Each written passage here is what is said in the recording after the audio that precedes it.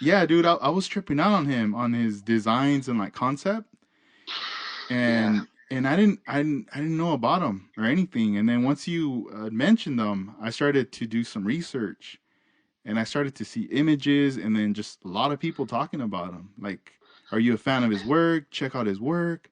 And I was Oh, like, whoa. So tell us about him.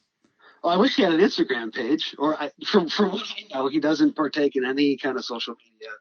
Um, but my first experience was again with like Car Modeler magazine and Scale Auto Enthusiast in the mid '90s and late '90s. He would have a lot of feature articles, and his claim to fame was just he was kind of the king of scratch building, and throwing together like factory stock builds to like to a level that nobody else could fathom. And he just nailed every detail, like just beyond everybody else. And I thought that was the coolest thing. Again, he's from Finland. Um, you know, into the early 2000s, I think he kind of phased out maybe his feature writing for those magazines. He started a resin casting company based on some of his masters. So the company is called Air Tracks. And, again, they're not, it's hard to get a hold of their stuff because the distribution isn't real solid. Like I know they have a website, but I've never had experience with that. Like, so I don't know how easy it is to order the stuff.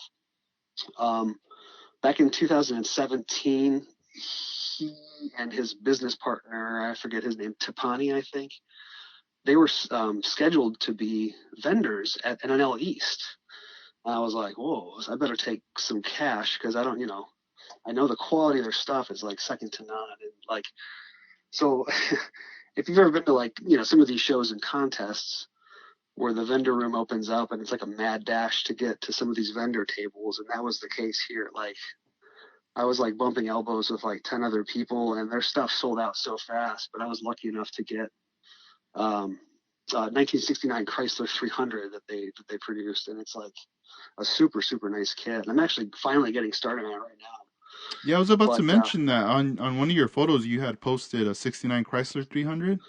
yeah, Your yeah. recent like a recent photo of it, you were showing like the front end of the car. Is that one of the one that you got from Yeah, him? that is the kit. Yep. And like I said, I've been sitting on it now for probably 3 years, but I figured it's time to start on it. So I was just sort of getting the bumper and the hood lined up and making sure everything fits before I start to like prime it.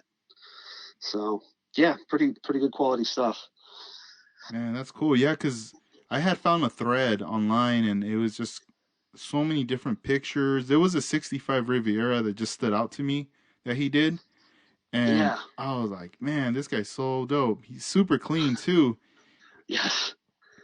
Yeah. Yeah. So I mean, like his modeling style. If I could say that I would like to, you know, try to be like somebody, that he would be somebody for sure. And Hmm. like I said, so I got to meet him at the show, which was pretty cool.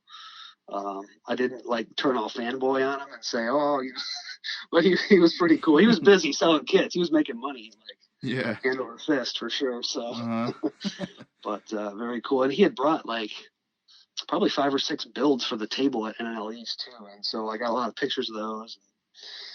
Pretty impressive.